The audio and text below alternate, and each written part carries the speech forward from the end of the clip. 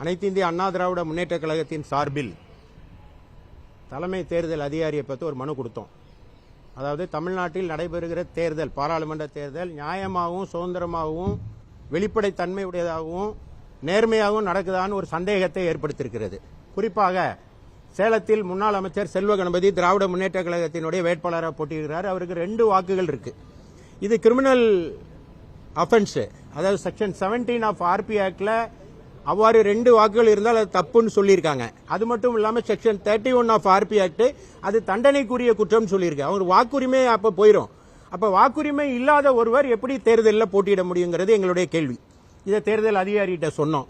அது மட்டும் இல்லாம இந்த முறை இந்திய தேர்தல் ஆணையம் வேட்பு மனு தாக்கல் செய்யும் போது ஒரு புதிய விஷயத்தை சேர்த்து இணைக்க சொல்லியிருக்காங்க. ஏற்கனவே அபிடவிட் இருக்கும். இந்த முறை 2A என்று சொல்லப்படுகிற வேட்பு மனுவிலே நீங்க ஏதாவது ஒரு வழக்கில் தண்டிக்கப்பட்டு விடுதலை கூட ஆயிருக்கலாம். ஆனா அந்த வழக்கு விவரங்களை சொல்லணும்னு சொல்றாங்க. ஏன்னா தேர்தல் ஆணையம் என்ன நினைக்குதுன்னா, இந்திய தேர்தல் குற்றவாளிகளினுடைய ஆதிக்கம் தேர்தலில் குறைவா இருக்கணும், குற்ற பின்னணி உடையவர்கள் இருக்கக்கூடாதுங்கிறது தேர்தல் ஆணையத்தினுடைய நோக்கம். அதற்காக தான் இந்த அபிடவிட்டை தாக்கல் செய்ய சொல்றாங்க. ஏற்கனவே அபிடவிட் வழக்கத்தில் இருந்து இப்ப வேட்பு மனுவிலே சொல்றாங்க. வேட்பு மனுவில் நீங்க ஒரு வழக்கில் தண்டிக்கப்பட்டு பின்னால உயர் நீதிமன்றங்களில் நீங்க விடுவிக்கப்பட்டிருந்தாலும் கூட அந்த 2 ஏதாவது உங்களுக்கு ஏற்கனவே தண்டனை இருந்தா அதை பத்தி சொல்லணும் அப்படின்னு ஒரு ஃபார்ம் இருக்கு. அது 3A இருக்கு. ஆனா செல்வ கணபதி டெலிபரேட்டா வேண்டுமென்னே நோயிங்லி அவர் 2 வழக்குகளை மறைச்சிருக்காரு. ஒன்னு பிளஸ் அண்ட் ஸ்டே ஹோட்டல் வழக்கு, இன்னொன்று கலர் டிவி வழக்கு. இந்த 2லயும் அவர் தண்டனை பெற்றார். அதற்கு பிறகு மேல்முறையீட்டில் அவர் விடுதலை ஆயிருக்காரு. அப்ப தண்டனை பெற்றது அதோட சொல்லியிருக்கணுமா இல்லையா? அதனால இது மெட்டீரியல் ஃபேக்ட். அவர் மறைச்சிருக்காரு, நோயிங்லி அவர் அறிந்தே அதை மறைச்சிருக்காருங்கனால அவருடைய வேட்பு மனுவை தள்ளுபடி செய்யணும்னு நாங்க கேட்டோம்.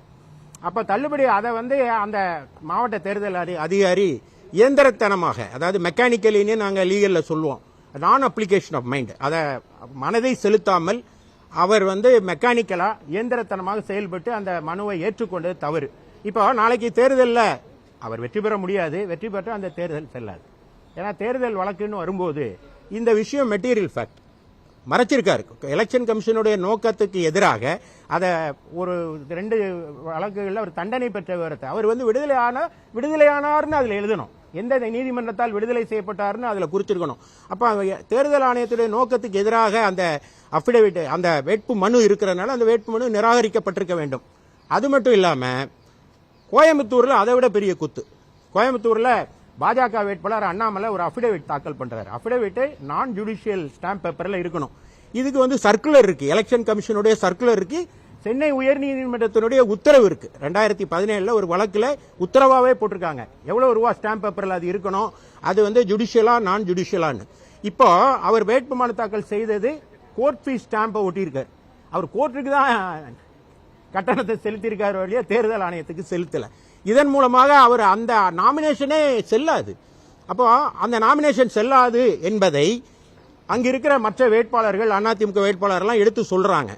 சொன்ன உடனே அங்கேயும் தேர்தல் அதிகாரி செவிட்டுத்தனமாக காதை பொத்தி கொண்டு அதை அக்செப்ட் பண்ணிட்டு எந்திரத்தனமாக அதை அக்செப்ட் பண்ணிக்கிறார். கேட்டா அது மெட்டீரியல் ஃபேக்ட் இல்லைன்னு பின்னால சொல்லலாம். நீங்க எலெக்ஷன்ல கோர்ட்ல பாத்துக்கங்கன்னு நான் சொல்றேன். ஏற்கனவே இதே போன்று ஒரு மாநகராட்சி தேர்தல், நான் நினைக்கிறேன் அது பஞ்சாபா ஹரியானான்னு தெரியல, உச்சநீதிமன்றம் கூப்பிட்டுச்சுல, தேர்தல் அதிகாரி அழைச்சு விளக்கம் கேட்டாங்கல்ல.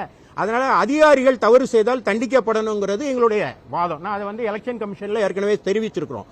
இப்போ இந்த கோயம்புத்தூர் தேர்தல் அதிகாரி என்ன பண்ணிட்டாருன்னா, இந்த அப்ஜெக்ஷன் வந்த உடனே ஒரு 5 மணிக்கு எல்லாரையும் கூப்பிட்டு அவர் இன்னொரு நாமினேஷன் ஃபைல் பண்ணியிருக்காருன்னு ஒரு புதுசா ஒரு கரடியை விட்டார்.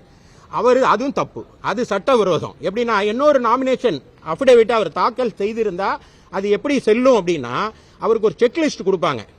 நாமினேஷன் பண்ண உடனே செக்லிஸ்ட்ல நீங்க என்னென்ன தாக்கல் செய்திருக்கீங்க, இதுல என்னென்ன தவறுகள் இருக்கு, அதை ரெக்டிஃபை பண்ணிட்டு வாங்கன்னு ஒரு செக்லிஸ்ட் கொடுப்பாங்க. அந்த செக்லிஸ்ட்ல 2வது அபிடவிட்டை பத்தி சொல்லவே இல்லை. இன்னும் ஒரு சட்ட நுணுக்கம் இருக்கு அதுல. என்ன அப்படின்னு கேட்டா, யாரு வேட்புமனு தாக்கல் பண்ணாலும் அன்று இரவுக்குள் அந்த அபிடவிட்டை அப்லோடு பண்ணணும். ஆனா அவர் முறைப்படி செய்ததாக கூறப்படுகிற, அதாவது நான் ஜுடிஷியல் பேப்பர்ல செய்ததாக கூறப்படுகிற அந்த சரியான அபிடவிட்டை பரிசீலனை அன்று சாயங்காலம் தான் அபிடவிட்டை அப்லோடு பண்றாங்க. இதுல இருந்து தெரியுதா அது தவறான அபிடவிட் தெரியுதா? நான் வேட்பாளரை இதுல குறை சொல்லல. வேட்பாளர் தவறு செய்துட்டார், நான் அவருக்கு அதுக்கு வாய்ப்பு இருக்கு, அதை திருத்தி தருவதற்கு வாய்ப்பு இருக்கு. ஆனால் அந்த வாய்ப்பு என்னைக்குன்னா பரிசீலனை வேட்புமனு தாக்கல் செய்த அன்று மாலை 3 மணிக்குள்ள தான். அதுக்கு பிறகு அவருக்கு வாய்ப்பு இல்லை. ஆனால் அதிகாரி வேண்டும் என்றே அவருக்கு சகாயம் செய்கிற வகையில் அண்ணாமலையுடைய வேட்புமனு தாக்கலை ஏற்றுக்கிட்ட தப்பு. இதனால என்ன அப்படின்னா, இந்த 2 அதிகாரியும் அங்கே இருந்தா, நான் ஏற்கனவே சொன்னேன், சேலமுடைய ரிட்டர்னிங் ஆஃபீஸர், இன்னொன்று கோயம்புத்தூருடைய ரிட்டர்னிங் ஆஃபீஸர், இவங்க மாவட்ட தேர்தல் அதிகாரி, அவங்க மாவட்ட ஆட்சித்தலைவர். இவங்க இருந்தால் எப்படி நேர்மையான தேர்தல் நடைபெறும்? இவங்களுக்கு ஒன்று சட்டம் தெரியலன்னு எடுத்துக்கலாம், அதை கேட்குற பொறுமை அவங்களுக்கு இல்லை, சட்டம் இல்லை, இல்லைனா ஒருத்தருக்கு சகாயம் பண்ணுறாங்க. அப்போ இப்படி சகாயம் செய்கிறவரும் அவருக்கு ஒருத்தருக்கு ஃபேவராக நடந்துக்கிறவரும் சட்டம் தெரியாதவருமா இருந்தால் அவர் எப்படி நேர்மையான தேர்தலை நடத்த முடியும்? அதனால எப்படி அங்கே election free and fair election அங்கே நடக்கும்? அதனால இந்த 2 அதிகாரிகளை நீக்கணும், அந்த இடத்துல இருந்து எடுத்துட்டு வேற அதிகாரியை போடணும்னு எலெக்ஷன் கமிஷனில் சொல்லியிருக்கோம். 2. 3வது என்ன சொல்லுங்கன்னா, நீலகிரியில் இன்னொரு குத்து, அங்கே எல் முருகன் போட்டியிடுகிறார். அங்கே அதிமுகவுக்கு 11 மணியிலிருந்து 1 மணிக்குள்ள வேட்புமனு தாக்கல் பண்ணலான்னு டைம் கொடுத்துருக்காங்க. உங்களுக்கு ஏற்கனவே நார்த் மெட்ராஸில் நடந்த அதே குத்து தான், டைம் கொடுத்துருக்காங்க. பாரதிய ஜனதா கட்சிக்கு 12 மணி வரை தான் டைம், 11லேருந்து 12க்குள்ள பண்ணணும்னு. ஆனால் அவங்க ஏனோ மனு தாக்கல் பண்ணல, அவங்களுடைய டைம் 12ஓட முடிஞ்சு போச்சு. அப்போ அதிமுக வேட்புமனு தாக்கல் செய்ய விட்டுருக்கணும்ல. அவர் விடாமல் அதிமுகவினர் வருகிற போது அவர்களை தடுத்து நிறுத்தி அவர் மேலே தடியடி நடத்தியிருக்கிறார் மாவட்ட காவல்துறை அதிகாரி சுந்தரவடிவேல்னு, திருவாளர் சுந்தரவடிவேலுங்கிற சூப்பரண்ட் ஆஃப் போலீஸ் தான் உத்தரவு போட்டிருக்காரு. அது மட்டும் இல்லாமல் அவங்க மேலே அதிமுக மாவட்ட செயலாளர் உட்பட அனைவர் மீது வழக்கு, பிடிவாரண்ட், அதாவது வெளியில் ஜாமீனில் வர முடியாத வழக்கு. அரவிந்த் கெஜ்ரிவாலை தடுத்து வச்சா ஆவுன்னு சொல்றீங்களே, ஆனால் இங்கே ஒன்றுமே சொல்லவே இல்லையே. ஒரு மாவட்ட செயலாளர் தான் முக்கியமான தேர்தல், அவருக்கு தேர்தல் ஏஜென்ட் கேண்டிடேட்டுக்கு, அவரே நீங்கள் முடக்க பார்த்தீங்கன்னா அப்போ தேர்தல் எப்படி நடக்கும்? எனவே அவரையும் மாற்றணும். இன்னொரு விஷயம் என்னன்னா, அதே ஊட்டியில் நீலகிரியில் டிஆர்ஓ இருக்கிற கீர்த்தி பிரியதர்சினின்னு பேர் சொல்றாங்க. அந்த டிஆர்ஓ 2020 ஜாயின் பண்ணி 4 வருடமா 3.5 வருடங்களுக்கு மேல அங்க இருக்கிறதா சொல்றாங்க தகவல்கள். அதிகாரிகள் தான் அதை விளக்கணும். அப்படி இருந்தா அந்த தேர்தல் ஆணைய விதிமுறைகளின்படி 3 ஆண்டுகளுக்கு மேல ஒரே இடத்துல இருக்கிறவங்களை மாத்திருக்கணும். இது மாத்தல ஒண்ணு. அப்புறம் நம்முடைய டிஐபிஆர், அதாவது செய்தி தொடர்பு துறை, ஒரு வேலையை ரொம்ப சின்சியரா செஞ்சுட்டு இருக்காங்களாம். அதாவது தேர்தல் நடத்தை விதிமுறைகள் அமலுக்கு வந்ததும் அவங்க யாருக்கு பணியாளர்னா தேர்தல் ஆணையத்துக்கு தான் பணியாளர், தேர்ந்தெடுக்கப்பட்ட அரசுக்கு பணியாளர் இல்ல. எம்சிஎம்சின்னு ஒரு அமைப்பு இருக்கு. அதாவது அதிமுக தரப்பில் தரப்படுகிற விளம்பரங்களை ஆய்வு செய்து உடனடியாக பெர்மிஷன் தரணும். அதை தரவே இல்லை. 1-2 கொடுத்துட்டு எல்லாத்தையுமே போதிய அளவில் அதுக்கு அதிகாரிகள் நியமிக்கப்படலைன்னு அறிய வருகிறேன். அதனால ஒரு காலதாமதம் ஏற்படுது. எலெக்ஷனே 4 வாரம் தான் இன்னும் முடிய போகுது.